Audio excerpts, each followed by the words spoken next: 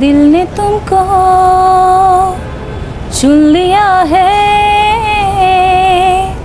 तुम भी इसको चुनो ना। मैं आपको एक लड़की की कहानी सुनाने जा रही हूँ जो थी तो एक छोटे से कस्बे की, लेकिन उसके ख्वाब बड़े थे।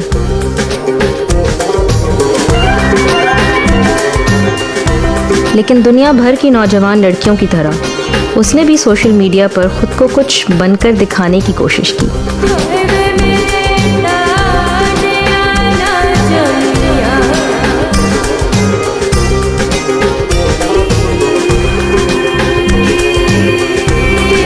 वो अपने तशद्दुद करने वाले खावन से दूर भागी ताकि एक बहुत बड़ी ऑनलाइन मीडिया स्टार बनकर शानदार सी ज़िंदगी गुजार सके। उसने अपने आप को गर्ल पावर कहा और इसी बुनियाद पर उसे पसंद भी किया गया और उससे नफ़रत भी की गई और वो मर्दाना तशद्दुद की एक और सूरत की भेंट चढ़ गई। उसकी अपने भाई ने उसका गला दबाकर उसको हलाक किया और फिर उसका एतराफ़ भी किया। ये एक नाम नहाद गैरत के नाम पर होने वाला कत्ल था, क्योंकि वो उसके तौर तरीक़ों से शर्म महसूस करता था और उसी बुनियाद पर उसने उसे जान से मार डाला। The only option you have is to just accept your fate and just die trying. मेरी तरह पाकिस्तान भर में ख़वातीन ने उसकी मौत का दर्द महसूस किया।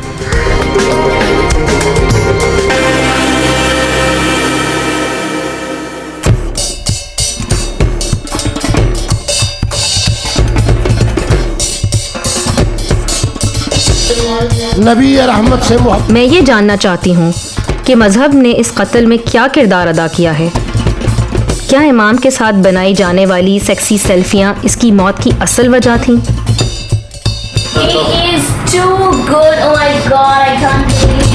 जिस वक्त ये सेल्फियाँ ली गईं, उस वक्त तक कंदील बलोच पाकिस्तान की सबसे बड़ी सोशल मीडिया स्टार बन चुकी थीं। उनकी सेक्सी ऑनलाइन पोस्ट को लाखों हिट्स मिलती थीं और वो अक्सर टीवी पर भी नजर आती थीं। अस्सलाम वालेकुम मुफ्ती साहब। वालेकुम अस्सलाम, क्या हाल है मोहतरमा? ये पहला मौका है कि कंदील बलोच और मुल्तान से ताल्लुक़ रखने वाली मजहबी शख्सियत मुफ्ती अब्दुल कवी टीवी पर एक साथ नजर आए। मुफ्ती कवी पाकिस्तान में मारूफ शख्सियत हैं। वो कई टीवी शोज़ में मुख्तलिफ पाकिस्तानी मॉडल्स के साथ नजर आए हैं, जहां उन्होंने उनके साथ अखलाकियात के मौजू पर बातचीत भी की है। इस इंटरव्यू के दौरान मुफ्ती कवी ने तजवीज़ दी कि वो जब भी कराची आएँ तो उनसे मिलें। इंशाल्लाह मुलाकातें होंगी। जी ज़रूर। कंदील उनके साथ बहुत बेबाकी से पेश आईं। उन्होंने सरेआम मुफ्ती से कहा कि वो उनकी मशहूर क्रिकेटर और अपोजिशन सियासतदान इमरान खान से मुलाकात कराएं। Imran, I want to marry with you. Will you marry me? Please. 20 जून को रमज़ान के महीने में कंदील और मुफ्ती कवी के दरमियान कराची के एक होटल में मुलाकात हुई। इस सिलसिले में किसने किसको दावत दी, इसका फैसला होना अभी बाकी है। आप लोगों को पता है आज मैं किनसे मिलने आई हूँ? मुलाकात के दौरान कंदील ने मुफ्ती कवी के साथ कई सेल्फियाँ लीं।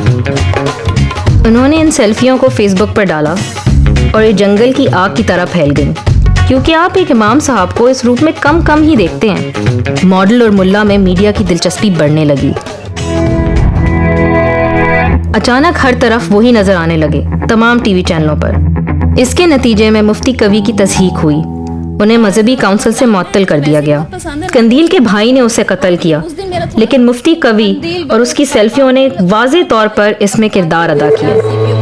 जो शख्स वसीम को लाने और ले जाने के लिए इस्तेमाल होने वाली गाड़ी चला रहा था वो मुफ्ती कवी का रिश्तेदार था, और इस बात ने मुफ्ती कवी को कंदील के कत्ल की तफ्तीश में एक नाम नेहाद पर्सन ऑफ इंटरेस्ट या मुश्तबा बना दिया।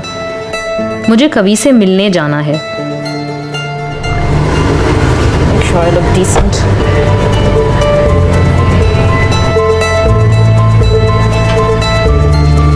जो खानदान है वो फिर भी बार बार आप ही का नाम ले रहा है कि आपकी वजह से लोग जो है कंदील के ख़िलाफ़ हो गए, और उसके भाई को भी जो है जिन लोगों ने फिर बरगलाया, आप ही की वजह से बरगलाया, इसलिए जो हादसा पेश आया वो पेश आया। इब्तिदाई दिनों में हो सकता है कि कुछ लोगों के दिलों में ये बात आई हो कि मुफ्ती साहब कसूरवार हैं, मेरे ख़ानदान को जानते हैं, जो मेरे गुफ्तगू से बाखबर हैं, मैं नहीं समझता कि उनके दिल में ये बात है। ये सब की बात यही थी तकरीबन कि मुफ्ती साहब आपके साथ जो कुछ इस मोहतरमा ने किया है गलत किया है, इस तरह नहीं करना चाहिए था। लीगली जो लोग इस केस को इन्वेस्टिगेट कर रहे हैं, जो उसके वालिदैन हैं, वो आपको कसूरवार ठहरा रहे हैं कि उसकी वालदा ने जो कुछ कहा है, हर आदमी समझता है कि उसने गलत कहा है। और जो आदमी किसी अहले दीन पर, अहले इस्लाम पर, अहले फतवा पर, मैंने उसको बड़ा फैलाया था, उस पर जब हम किसी तरह का कोई इल्ज़ाम लगाएं तो हमें सबक हासिल करना चाहिए इस तरह के वाक़यात का, जिस तरह का वाक़या कंदील कौर के साथ हुआ। हो सकता है उसने कंदील को कत्ल ना किया हो, लेकिन कंदील के मरने का उसे कोई अफसोस भी नहीं था। वो इस बात पर बज़िद था कि वो मासूम है और ये कि कंदील की मौत खुदा की मर्जी है। लेकिन कैमरे से दूर कुछ ऐसा हुआ है जिससे मुझे झुरझुरी सी आ जाती है। I went inside his house to pray and he tried to touch me, like he's touching my face, and I'm just like, what the? And with whatever intent, he was being absolutely sleazy and it was completely uncalled for. There was just no reason for him to come this close and touch me for whatever reason. Police कंदील Bloch की तफ्तीश के सिलसिले में मुफ्ती कवी में दिलचस्पी ले रही थी। मैं जानना चाहती थी कि पुलिस मुफ्ती कवी के बारे में क्या सोचती है। मैं उन्हें बताना चाहती थी कि मेरे साथ क्या हुआ है। मैं कवि साहब के पास गई थी। Oh really?